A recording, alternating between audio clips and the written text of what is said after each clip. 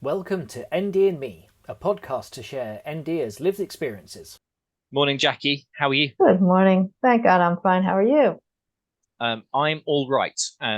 It's an early morning recording for me, and a little bit later in the morning for Jackie.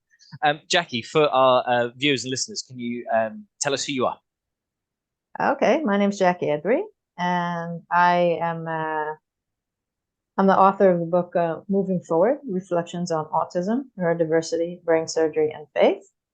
And I also have a blog, and I write about all things neurodiversity, also about faith, also about healing. I'm the parent of neurodivergent children, one of them being on the autistic spectrum, and others with ADHD, APD, auditory processing, Earland syndrome. I'm wearing Earland spectral filters, which have saved my life, which are colored filters that assist with processing white light and stabilizing my visual field.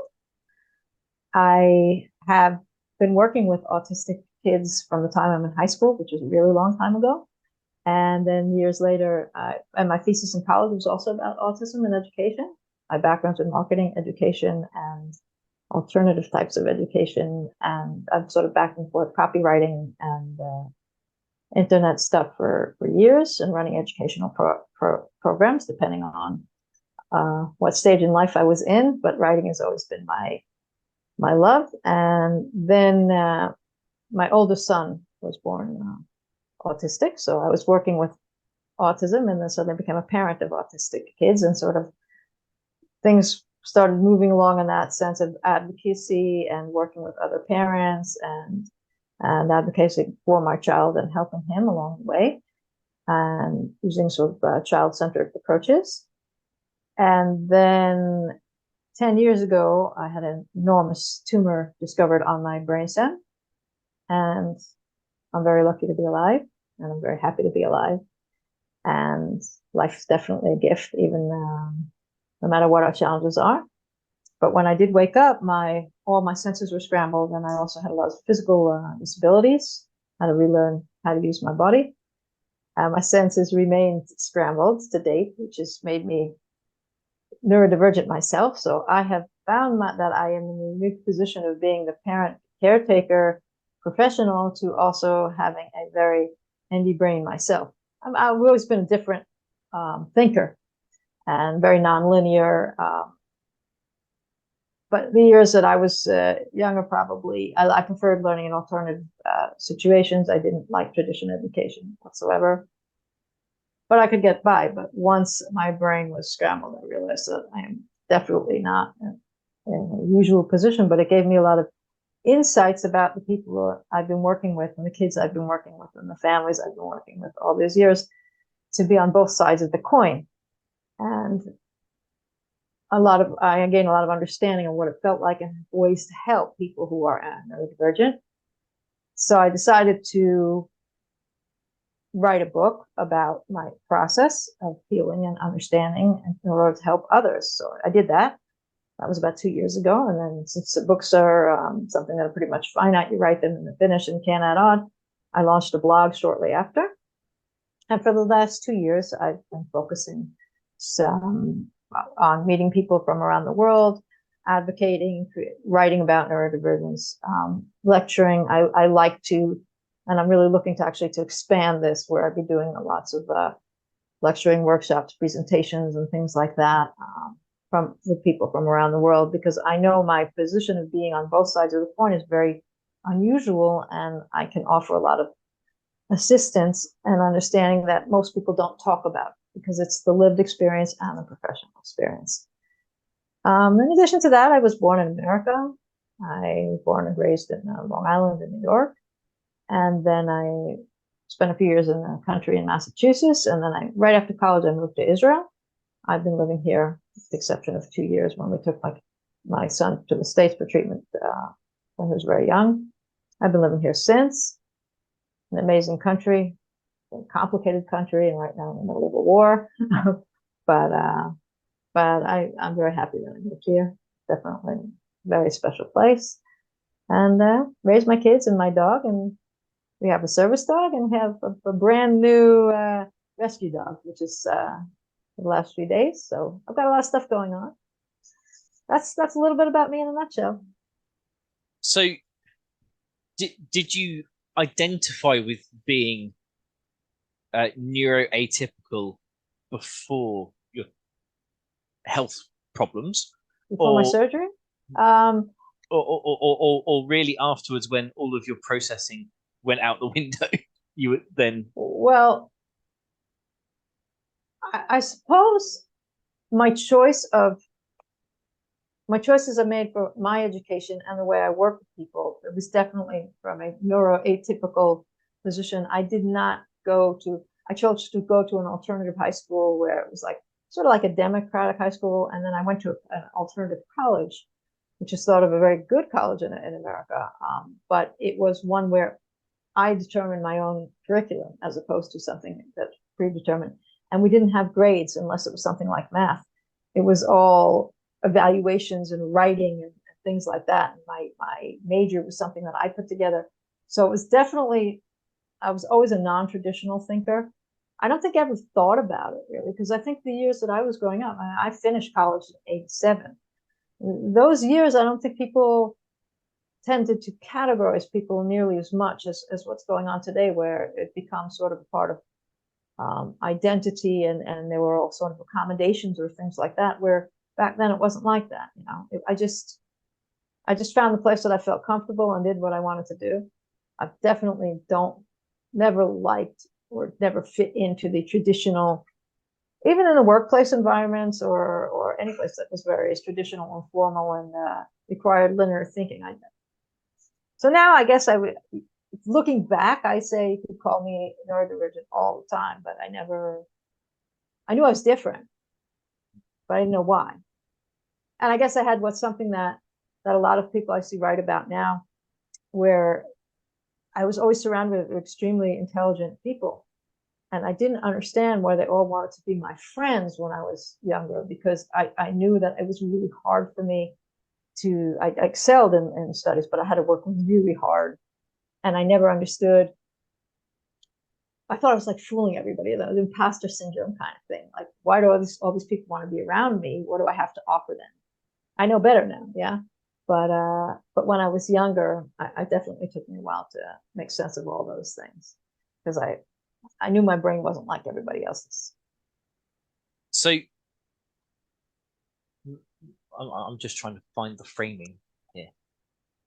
The challenge when you listen rather than listen to respond is that you then all of a sudden have a dead brain space of, well, we've got cool, time. I want to follow up something on Process that. it. Yeah. We'll get there in a second. Yeah. So for you, do you see neurodivergence as an identity or something else? Is it a helpful label? Is it an unhelpful label? That's why we might not have used the labels, because we have touched on the fact that you definitely had additional challenges after your surgery. So sure. Do you identify as someone who has acquired neurodivergence, or on reflection were you always slightly different but now you're definitely different? No, I always was not even slightly different. I always was different, but I just managed to find the educational environments that I blossomed, and my nonconformist attitudes have always been very very out there, and I also don't spend a lot of time or didn't spend, like, I don't care what people think of me, even if I'm weird or whatever. It wasn't something that concerned me, because I knew how to put myself in positions. I only had serious difficulties when I tried to fit in somewhere, and I was like expected to fit in. So if you ask me if you want to go to a social situation, all those things, my initial reaction is always like, oh no. And then after that, I had a little conversation with myself, and I do very well the minute I get over that. Let's say, as far as identity, I think I'm a little bit unusual in the sense that I don't really care. I don't need to have an identity. I am what I am, and I don't need a label. I am very much, though, in need of accommodations. My earline lenses, I can't really walk out. For 4 years before I discovered them, it's not something that's well known enough, unfortunately. One of the things I've been doing since I discovered them is doing a lot to advocate, to get spread awareness about it, because it so saves people's lives. And I go into it in my book a lot, and but I became severely disabled after my surgery, in the sense that I could not even go to like a shopping mall or a supermarket, let alone a performance. Let's say if my child was in a performance, or any kind of sensory stimulating environment. I was also exhausted all the time, but I was also unable to deal with it. It could have a sensory nervous system overload, sensory meltdown. Find myself standing and rocking, and able to move, all kinds of real serious stuff. So my neurodivergence. I mean, if I was young, I surely would have been diagnosed autistic with all my sensory stuff going on, which makes me have a different attitude about, in a lot of ways, what the word autism means. Because I'm not per se autistic, but I could very easily be diagnosed autistic if you look at my symptoms. So what then does the meaning of autism mean? But I'm absolutely, seriously neurodivergent now. But I don't need the identity. It's what it is. I take it into account before I go anywhere or do anything. And I don't know, what that means in terms of identity or not. I don't require the label to see me as me. I am what I am. I do what I need to do. And I've learned something that maybe it's a little unusual, but I only surround myself with people who feel comfortable with accepting me for that and don't get offended if I cannot do something. And actually, it's the same thing with my son.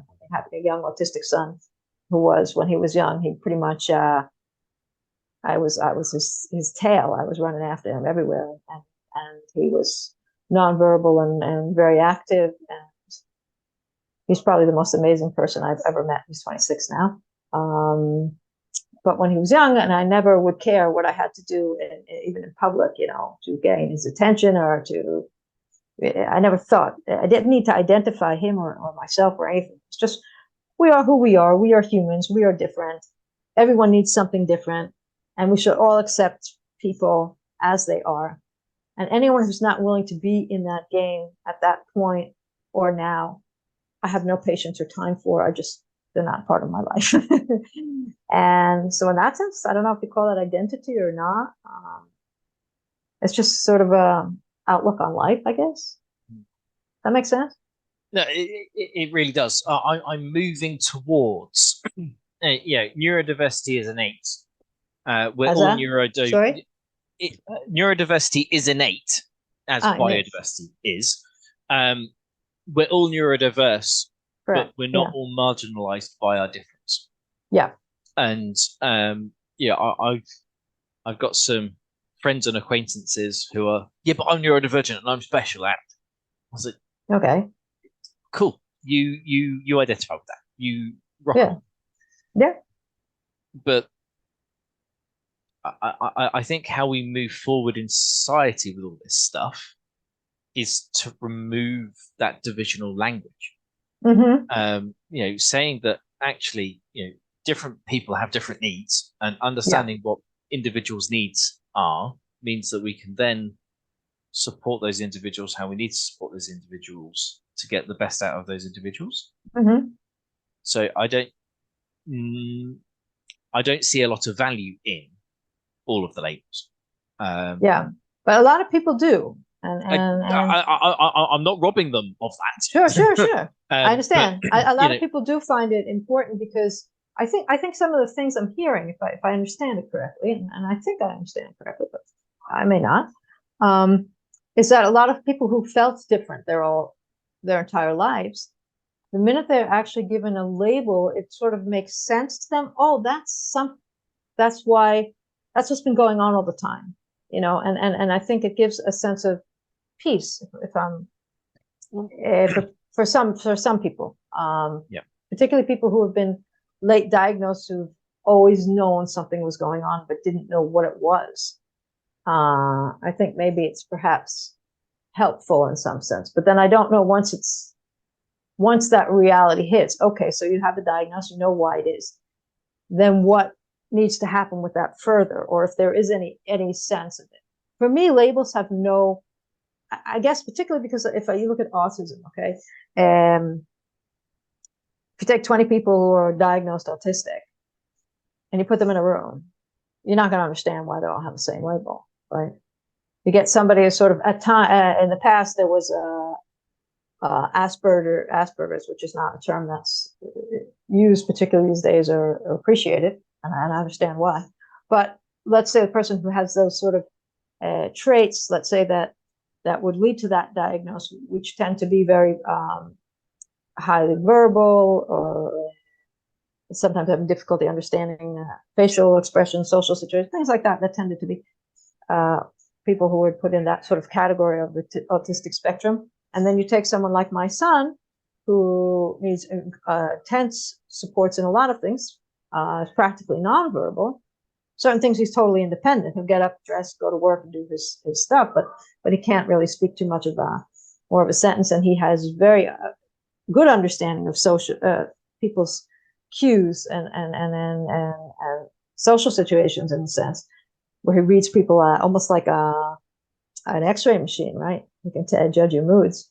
And so you put those two people next to each other and they have the same diagnosis. You say, well, how on that, why? So I sort of ignore the diagnosis. I just look at the person and say, what's going on for that person? Where are their challenges? Where do they need support? What makes them tick? What makes them feel good? What skills are necessary to help the person achieve the goals they want to achieve in life? I'm not going to make those goals for them. I want to help them really achieve quality of life, whatever that life they choose is. But that's what I'm going to look at. And so it doesn't matter to me. It's ADHD or autism or dyslexia. Or it's who are you and what do you need and what, and that's how I look at all the diagnoses, by understanding that not everybody feels that way, and understanding also that the diagnosis is very necessary if you want to get the services from the outside world, the accommodations, or whatever the world, we don't live in our bubble. And so it's very necessary. Although sometimes early diagnosis, there's a real rush for early diagnosis because it can help give a person early intervention and things that they need. But on the other hand, sometimes very early diagnosis, a person will say, well, there's a danger of professionals not being professional or not having the outlook on things like I have, per se. And so they look at the person and say, oh, they're autistic? Okay. So if they're autistic, they're going to their life's going to be this, and then they get this early diagnosis where sometimes that diagnosis will take away hope. Like the doctor who said to me about my son when he was 4, oh, he's not talking yet. He's never going to talk. And then you don't want to try anymore because you think it's never going to get anywhere. Anyway, so in that sense, diagnosis is good, but it should all be taken with a grain of salt, I think, and understanding that a diagnosis doesn't define the person. Rather, it can be another tool to help the person achieve certain things or gain certain specific understanding. That make sense? Yeah. No. Can I ask you a question? Yeah. Go for it. You hearing background noise? No. Okay. You're all good. There's people conversing in the other room, and I did not have to shut the door. No, that's no worries. Okay. Where was I going with this conversation? So I was talking about diagnosing yes, and early diagnosis. So you may or may not be afflicted by the ADHD medication shortage. In Europe, the UK, and some parts of America. In Israel, there is that. Yep. But before going on I want to talk at some point. Finish. Just remind me, or I'll try and remind myself about the need for medication. That's brilliant, something I definitely brilliant. want to talk about. But let's. Well, I'm going to you first. So the reason that I'm going this way is looking at early diagnosis versus later diagnosis. So I wasn't diagnosed until I was 35. So that means that I had 30 years growing up not fitting in. Yeah. So I had 30 years of learning to shut up. I had 30 years of learning when the right time to speak up was. How not to get punched in the face so your nose isn't bent. And all of this other stuff. Yes. Where if you're getting diagnosed at 3, 5, 8 years old and you're being medicated before you're 10, a lot of those social cues, that lived experience of trying to mask, trying to conform, doesn't happen. And now we've got, I saw a post yesterday to say that 69% of adults with ADHD are medicated.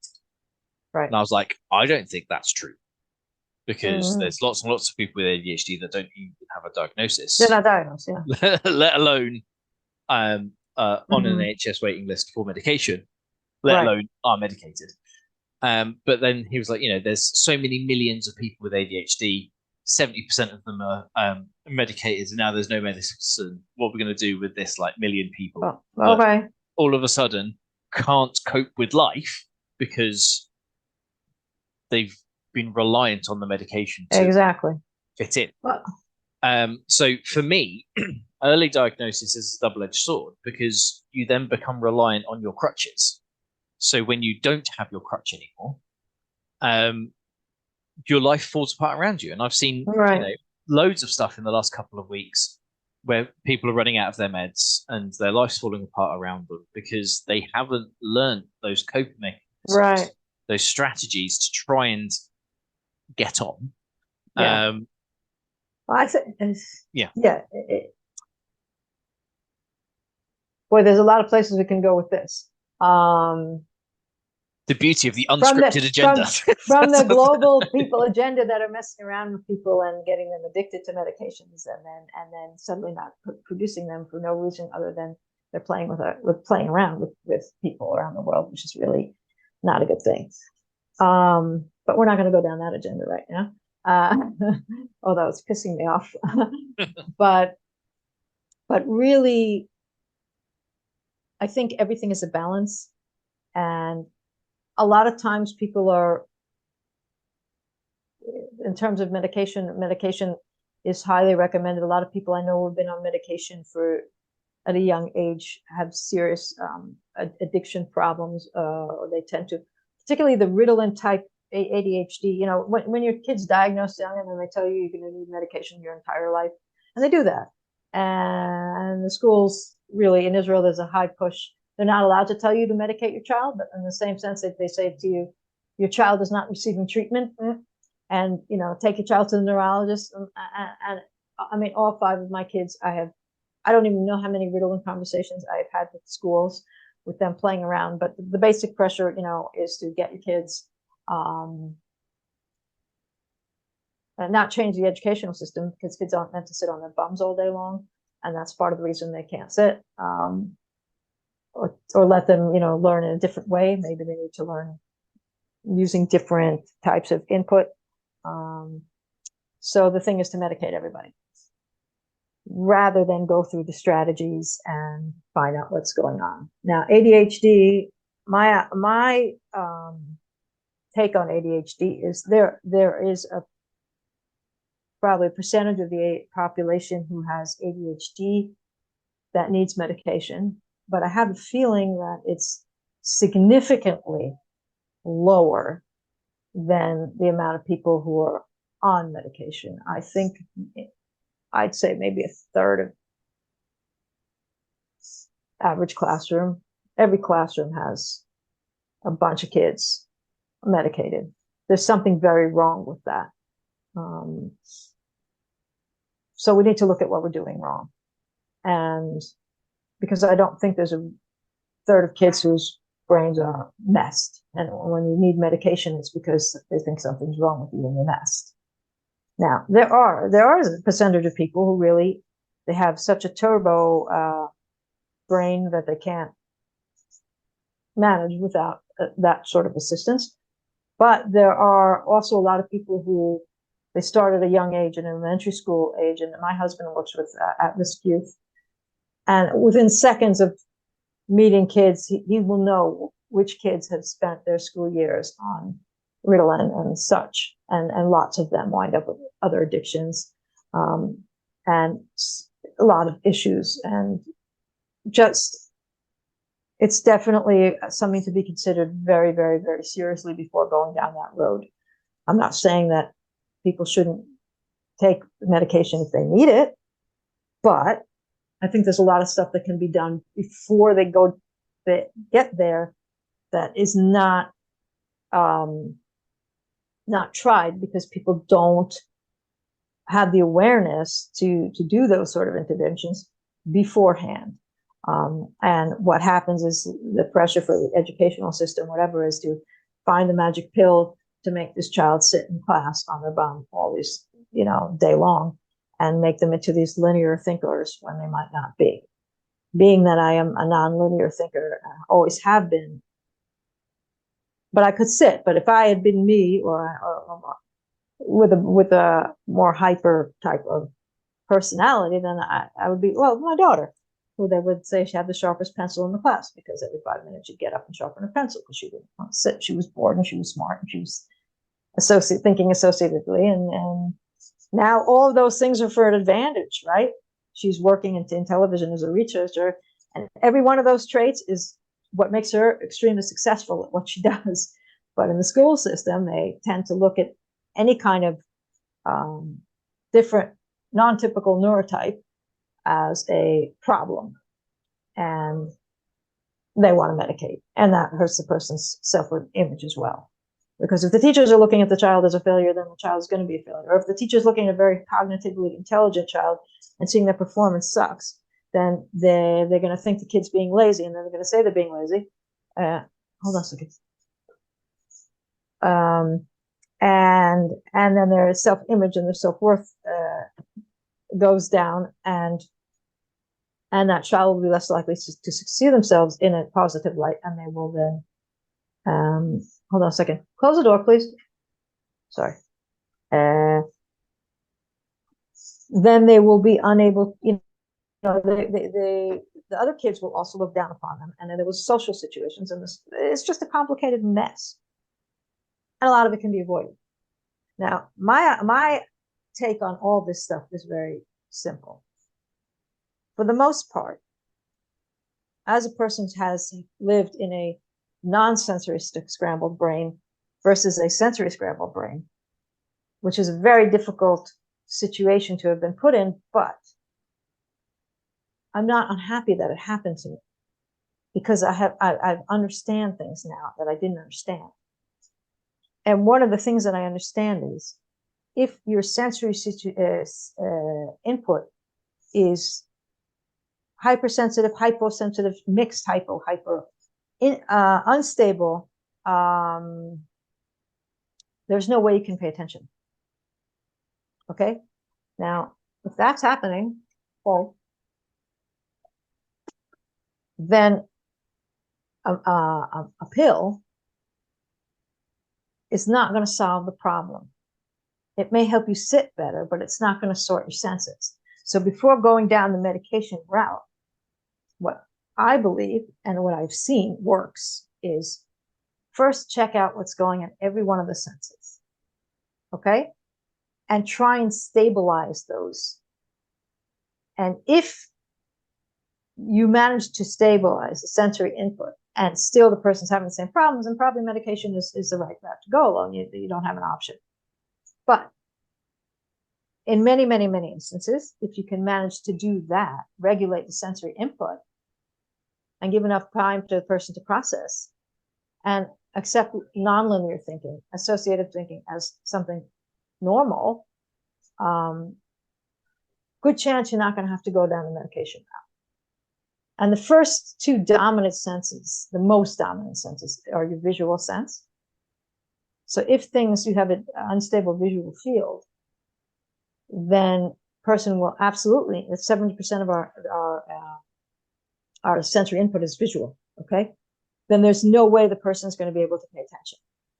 If things are moving, if the letters are moving on the page or blurry, if the light is making the person have migraines or blur, or if the person's trying to play, kid's trying to play soccer and they can't track the ball, or all their depth perception is off, or any of these things are going on, then the child can't read. They will not be able to learn properly, and they will not be able to pay attention because their cognitive resources are being eaten up by trying to process or figure out, to perceive and process the world.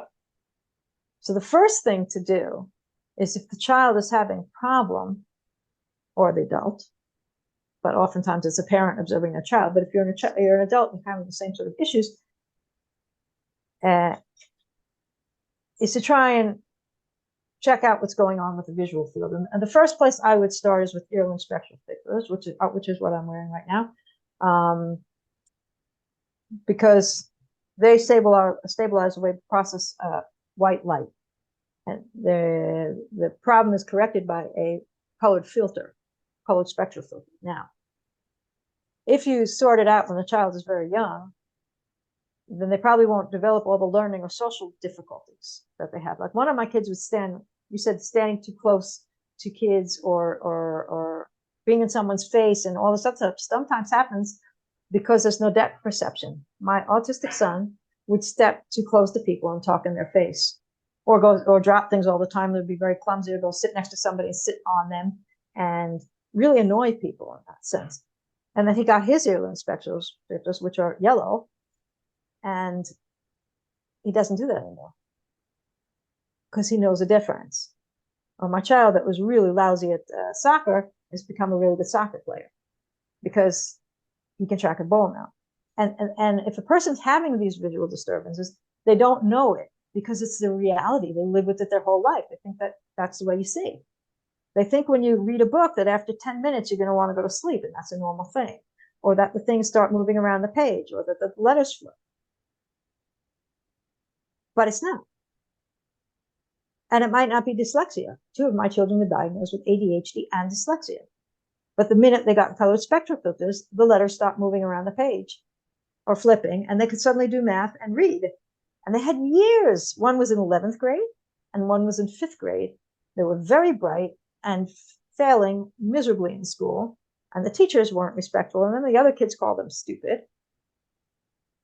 The teachers thought they were lazy. They were not trying hard enough. And then they had years of remedial instruction that didn't work. And the teachers begging me to give them Ritalin because they can't pay attention.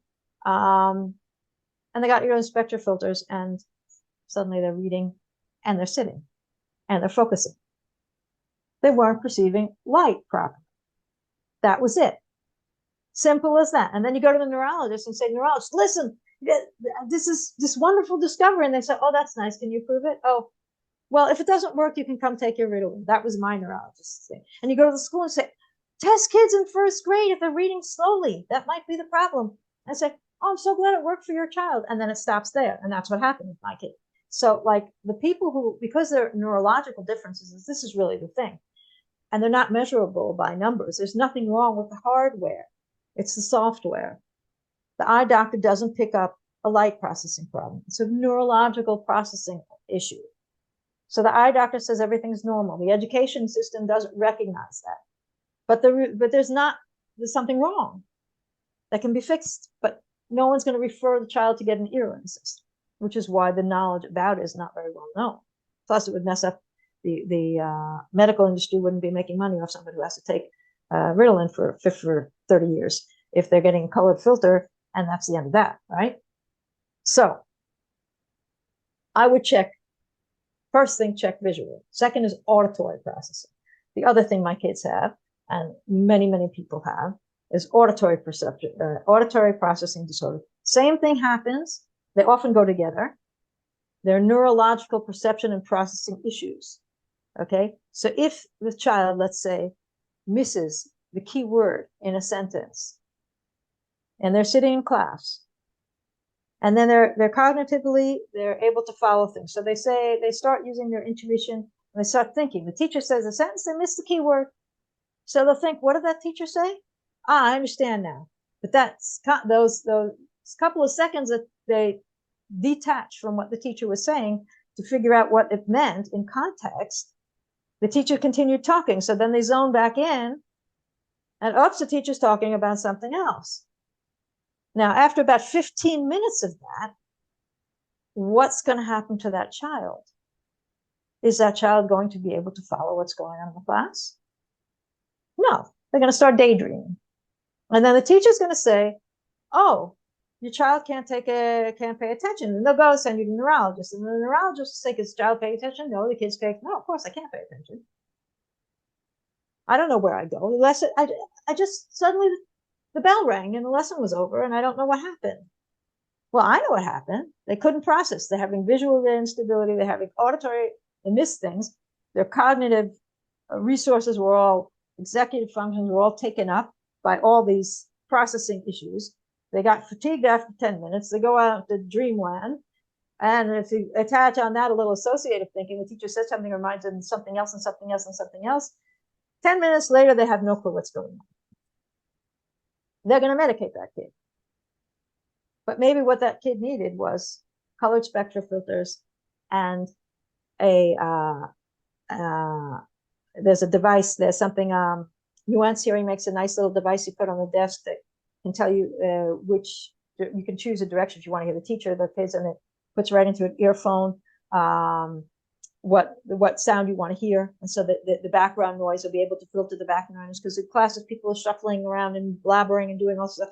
They can't decipher the sounds and they don't understand what's being said. So you can get a device like that. Or with my autistic son, we just discovered, 26 years old, low gain hearing aids, which are high quality hearing aids with a special programming, very, very slightly increases the volume of the hearing aid, the vial, but because his brain isn't filtering sounds, so it takes in all the sounds, and he doesn't understand what's being said. Suddenly at 26, he's able to follow a conversation with people sitting around the table, which is like a miracle.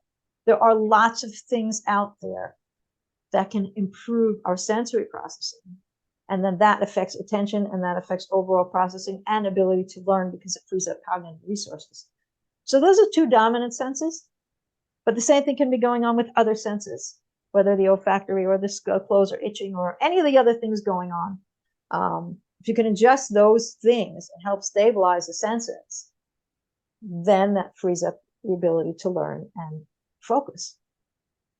That's the thing I talk about. I think that's my agenda, or my mission is life, to spread that knowledge, because if you're able to do that, let's say at a young age, then many of these kids, my youngest, didn't develop the gaps that my oldest had to deal with. And when you develop the gaps, you also develop, have the problems with self-image. And all of those things can be avoided if you figure out how to stabilize the sensory things at an early age, and then get on with life. But it's never too late. I mean, I stabilized my sensory things at my age, which is not 20. And I have my ear filters, and I have ear defenders. I cannot go into, even if there's a wedding with loud noise, music and things like that. Even to date, I will not even venture into an environment like that, because I know I will have an overwhelm, trip my circuit. It's like an overwhelmed circuit breaker. There's too much electric running through the current, and then your body goes, no. That's what happens to me if I have too much sensory stimulation.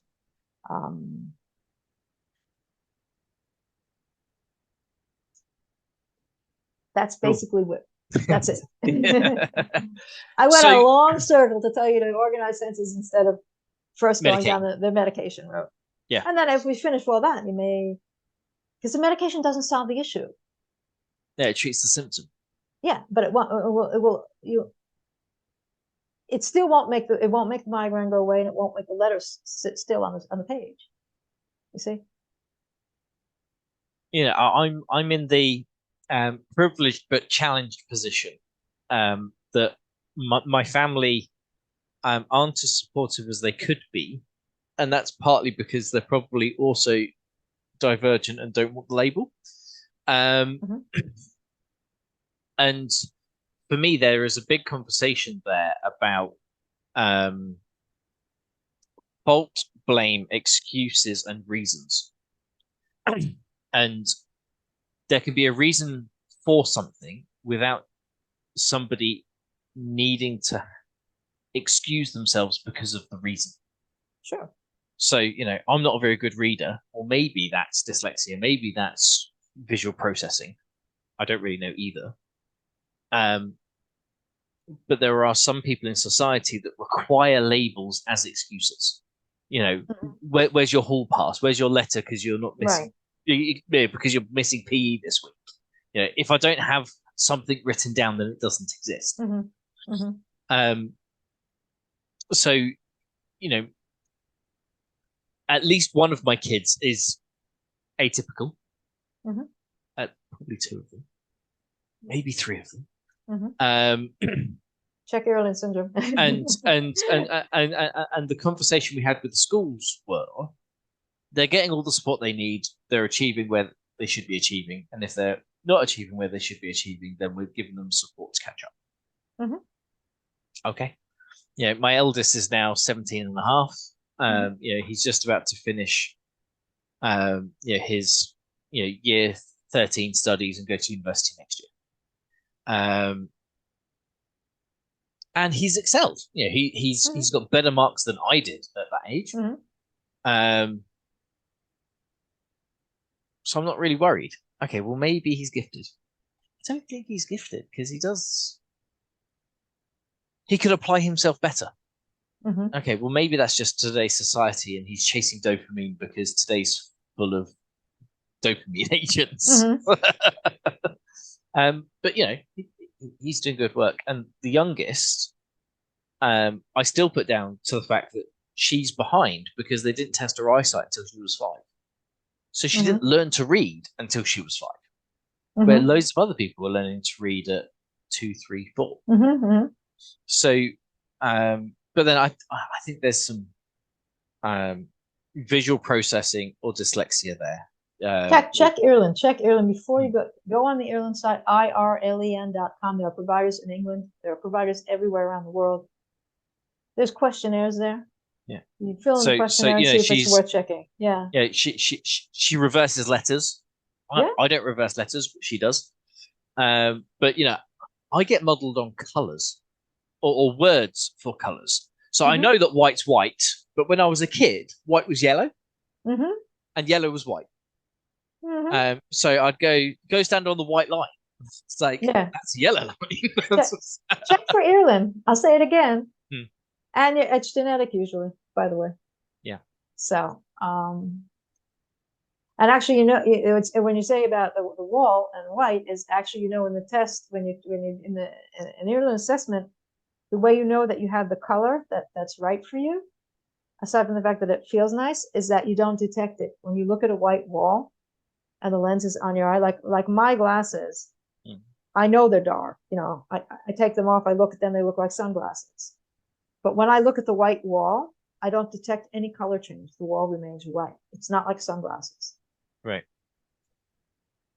It's a like a polarity shift rather than a you don't I know I can see the color if it's not on my eye, but once it's on my eye, that's it. Yeah. You don't see it.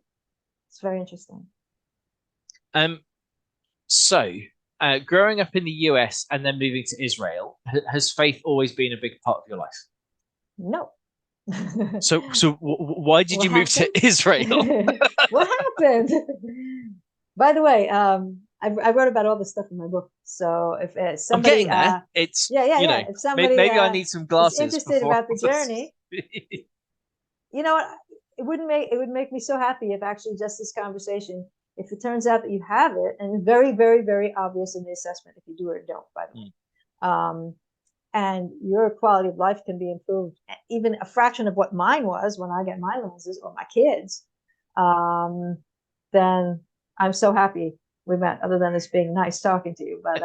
But if really, in any case, I grew up we've always been identified, let's say, as proud Jews. I grew up in a town where there are a lot of Jewish people.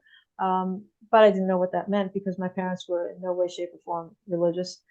I didn't even know the name of half the holidays. We did the typical American Jewish New York Hanukkah, Rosh Hashanah, Yom Kippur, like the Passover kind of. That was basically the holidays that we would celebrate. But we identify as Jews as more of a cultural thing, not as a religious thing. No, even my youngest brother didn't even have a bar mitzvah. But I was curious. I always said after I go to college, I'm curious to see Israel. I mean, that's just what it was, nothing more than that. So I finished college, and I flew to Israel on a summer program, just sort of one of those introductory things. You learn a little bit of Hebrew, you tour around the country kind of thing. And there were these two soldiers on the kibbutz that I went on. And the first week I was there, said, "Did you see Jerusalem?" And I said, "No." I said, "Okay, come with us. We'll take you up to Jerusalem." And it was this beautiful, beautiful, beautiful night in the summer. And the walls of the old city were golden. I don't know if you've seen the pictures of the old city of Jerusalem, but it's surrounded by this Jerusalem stone, the beautiful golden walls. And I got out the car, probably like 11 o'clock at night. It's all quiet, and I look at the walls, and my mouth says, "Oh, I'm home."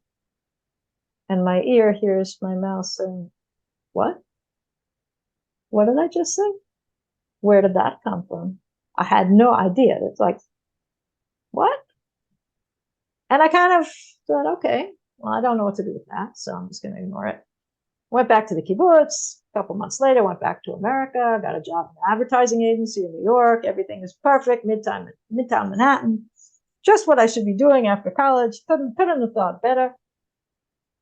And I was restless. I just couldn't get it together. I just said, no, I got to go back home. I don't know what that was.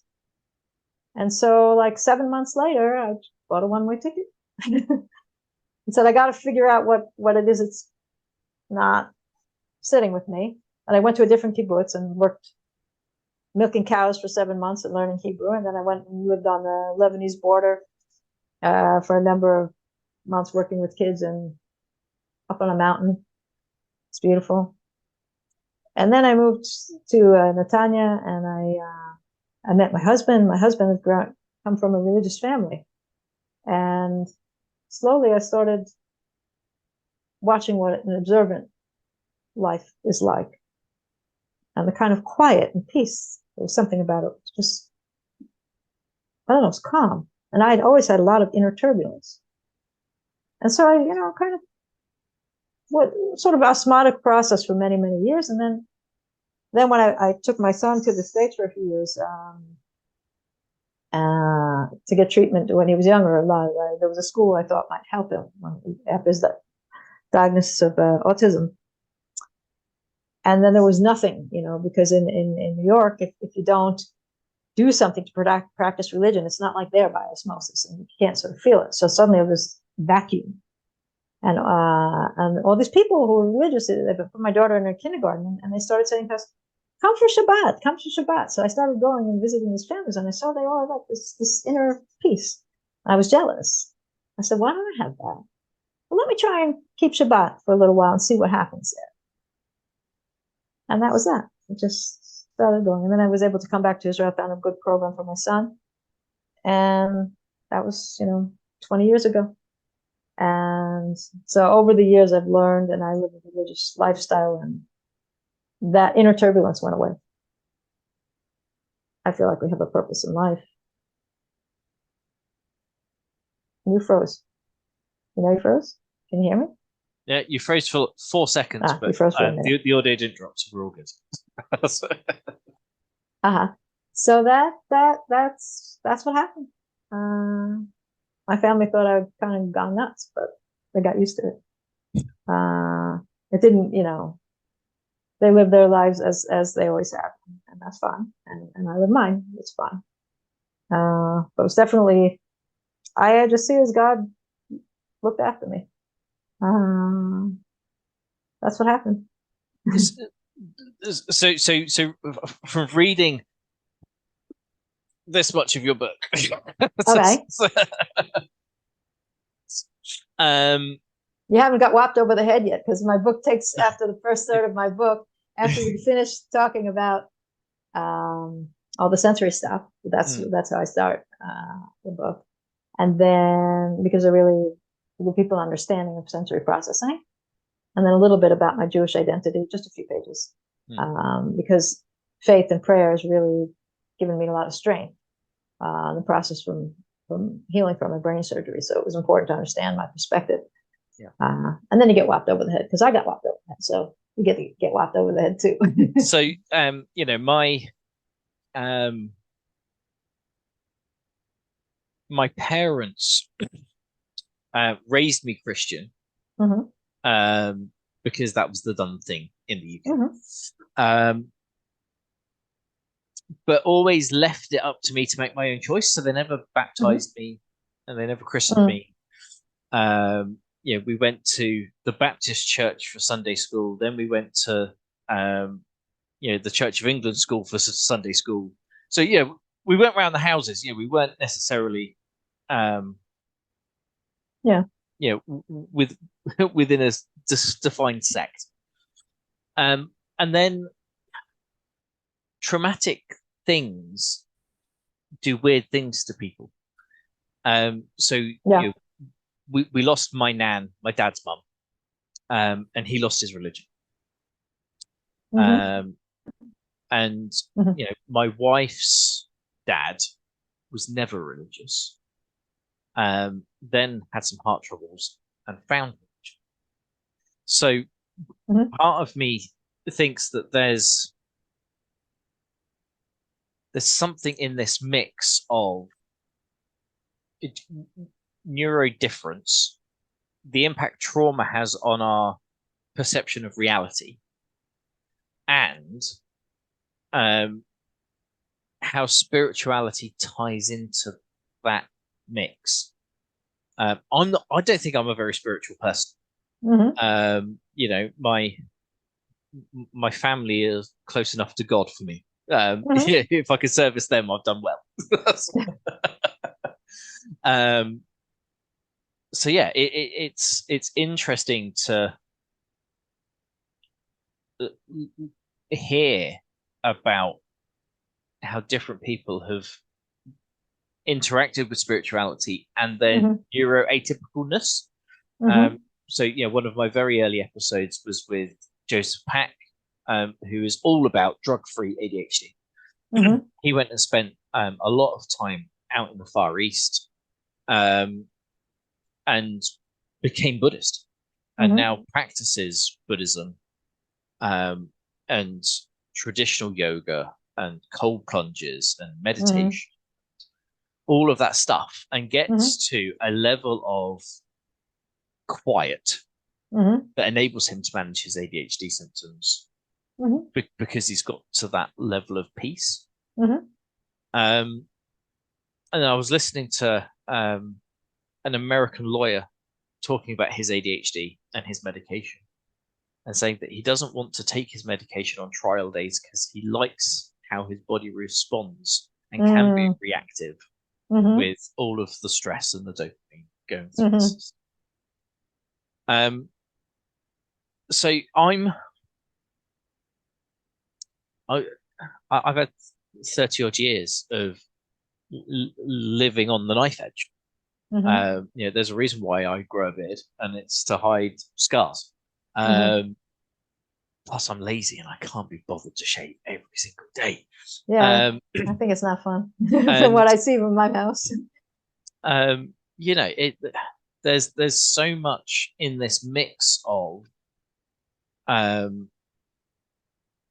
meeting your body's needs and living in a way that you've become accustomed to that may or may not be healthy.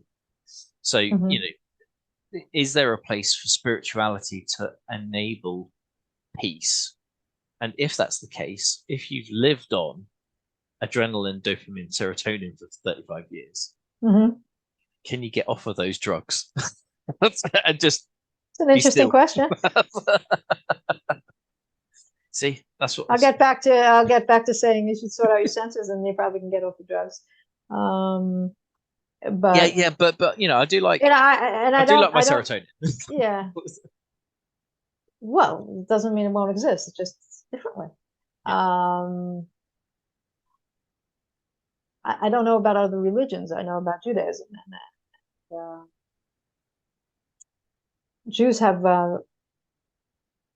mission purpose in life. We have a lot of stuff that we're supposed to do. It's like religion that requires quite a bit of learning and practice, and you even before you put anything in your mouth, you need to know what to bless on it, and then you bless on it, and you bless after it. Just lots of different things are required as part of Jewish law. But we also, the belief that every person has a specific mission in life. We all our souls have come down to this earth to complete a mission, and our job in life is to figure out what that is and then do it. And if you're successful in doing those things, then that gives you an inner peace. That's kind of my experience about it.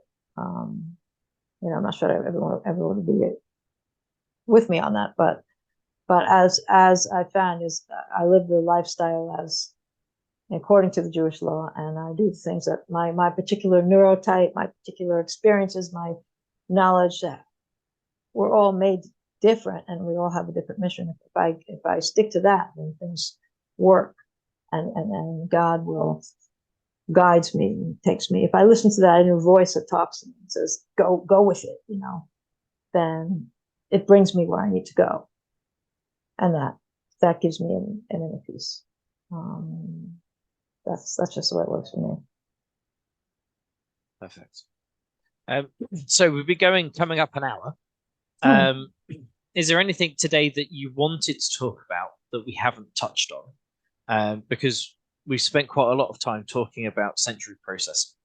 Yes. And I feel we spent time there because there's a passion there. Yeah. But is there other stuff that you're there's a need. about The people need to know about it. Yes, there's a lot of things I'm passionate about. I can spend 10 hours talking. Really. But a few things for parents. For newly diagnosed kids, I really would like to say. And there's something we don't have enough time to. All right. First, that's fine. Go on. Yeah, we can cut and paste whatever you want to take out of this too. Edit out if we get too long. But for parents, a few things. One thing is to trust your instincts. Professionals say lots of stuff, and lots of it is baloney. You know your own kid better than any professional will know your kid. So if you feel instinctually something's going on there, you ask for it, and if you feel like your kid's not hearing properly and their hearing test comes out okay, then ask for an auditory processing test. If you feel like something's going on visually, as a parent, if you think something's going on with your kid, observe them, write it down, check it out, try and figure out what's going on with them, and then find the people. Don't give into the trends of what people to tell you to do with your kids. Trust your instinct. You don't have to do the same thing that everyone else is doing, or that the professional, your school professional, or your doctor or whatever is telling you. You feel your kid is better than other people. That's probably the first thing. And believe in your child. Everyone has abilities. Don't listen to anyone that tells you that your kid is not going to be successful. But you need to focus on helping them regulate and teaching them skills they need to get over the differences. So if you have an ADHD kid, I like to call it, instead of attention deficit disability, whatever, I like to call it divided attention. You have a kid who can see attention, pay attention to lots of different things at once. So instead of having like an old computer that can only do 2 things before crashing, you got the highest level iPhone now. You can do 20 things at once. So you've got a real serious advantage to other people. But if you don't know how to operate that iPhone, you're going to be all over the place. What you need to do is teach those kids skills, time management, how to get through things, and use as much assistive technology as possible. Make life easier to free up cognitive resources. That's sort of where I'm at. And advocate for your kids. You have the right as a parent to do that. And don't see your kid as deficient. Once your kid's diagnosed, realize they are the same kid you loved the day before they were diagnosed. Nothing changed there just because they have some letters. They're that same wonderful human being, and you can find different ways to teach them, and maybe you'll have access to different resources. No matter what that diagnosis is, it's not the end of the world. It's just a different route. So these are all things I think that are important for people to take into account, and not think that because somebody's neurodifferent that they're messed up, deficient, broken, never going to get anywhere in life. And the educational system, we can do an entire podcast on what's wrong with the educational system. Actually, we could probably do 100 podcasts on it and not finish. But find the educational setting that will best suit your child. And that's really, really, really important. And don't believe the teachers if they tell you that your kid's not okay, because your kid is never, ever, don't think your kid's lazy. That's another message. Children are not lazy. They all want to succeed. I have never met a child, even the most disruptive child who refuses to do anything, who doesn't want to succeed. You just have to find a way to help them overcome their challenges, and then they will succeed. And never believe anyone who tells you that kid's not trying hard enough. If they're neurodivergent, they're working a million times harder than the average kid. Even if they get tired after 10 minutes, doesn't mean they haven't worked harder than others, or they're not really tired. They are. Just have to find a way to get around those technical difficulties to give them what they need. And if you're able to do that, then their life and your lives will be different. Don't see them as deficient. Everyone is a wonderful human being. You just need the skills and adjust the environment and regulate the senses and give them the opportunity to be creative, because everyone's meant to be creative, and they will learn in their own way. I guess those are the messages I try and get across. You see, and it didn't take 5 hours. Perfect. Because you didn't get me started on the educational system. Well, don't go down that road. That's a bad one. Maybe a conversation for. Well, so I'm a big supporter of Gaia Learning. So hybrid school is so hybrid school is the parent organization that go into organizations and deliver hybrid solutions to education. Gaia Learning is the hybrid solution. What is? Oh, so Gaia, as in the god of Earth or Mother Nature. Okay. So, Kirsten and Kate are mums of ADHD kids. Okay. Their kids bounced out of the education system, so they've created an online school for their kids. Oh, cool. So they're UK based. They've been going since 2019. They're just What's going the link, through. or how do you spell it? GAIA Learning. Okay. Yeah, they've been offering ad hoc classes, ad hoc weeks, or full-time education to neurodivergent kids. Wow. And yeah, I definitely think that there is space for a conversation around supporting education for kids that don't deal with the Prussian education system from 200 years ago that the whole world's ended up adopting. I don't think anybody deals with it at this point. It also doesn't prepare people for the workplace. So the reason for it doesn't exist either. But, it prepares them for the workplace of 50 years ago. Right, and it hasn't evolved with the workplace that we have. I was listening to a clinical psychologist who'd done some research into education, because he's just about to launch his own education programs and stuff. And if you want well-disciplined people that are going to do as they're told, then the education system is exactly right. Right. You've got a start bell, you've got an end bell. You get punished if you're not paying attention. Yeah. So it breeds 70, 80, 90% of people to be that. But actually, and all the rest they have to get medicated. or they because bounce they out of the can't. school system. Or they, you know? yes, and they think they're messed up even if they're not. Yeah. And then you end up with the world where we have it now, where we live in the future. We have flying cars. They're called helicopters. Okay. It's not anti-grav. It's just a big whirly blade. We've got drones delivering parcels. It's a little bit weird. We can talk 4,000 miles apart. Yes. With like no delay. Right. We live in the future. And we need creative people to find creative ways of moving forward. Right. We don't need 80% of the population to do whatever their boss tells them to. Especially now, since the robots are going to be doing it. So. Well, yeah. It's really funny. Recently, the UK have hosted the first AI summit. And the British Prime Minister said, "Don't worry, robots aren't going to take your jobs." And then immediately after, Elon Musk comes on and says, "Don't worry, AI is going to put us all out of jobs." Exactly. So that well, he wants to chip people's brains, and that's another story.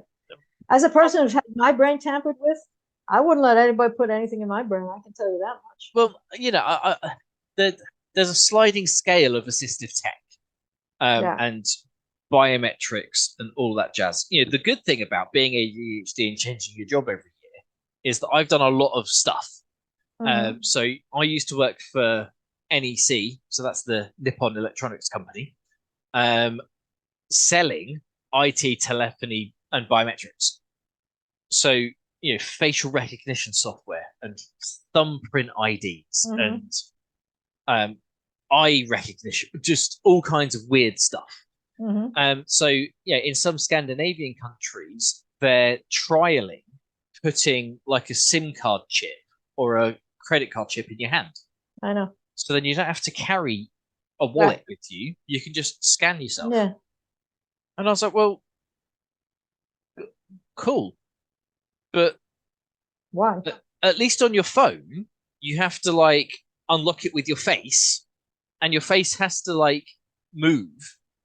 The phone's clever enough to know if this is a lie.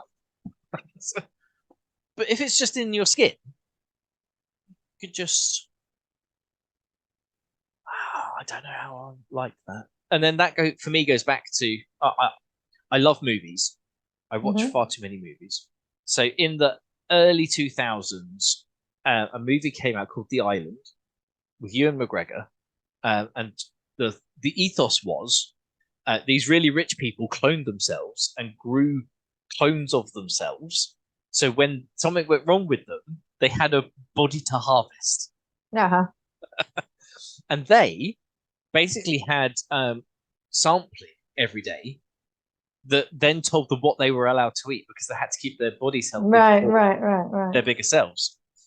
I can see how tech in the future might get to the stage where I walk into the supermarket and I fill up my trolley and it says, well, you're not allowed to buy this because you're... Well, they want it to get there. That's absolutely what big data is trying to do. No! I don't like that. That's exactly what they're trying to do. Let me go live on the plains in Africa and hunt. Well, they want to take animals those away too, but never mind. Yeah. That's what we started. See, we've come full circle about the globalists, right? Never mind. But we don't want to go down that route either. But yeah, it's been a fun hour and a bit, Jackie. I agree. Thanks very much for coming on. Thank you for having me.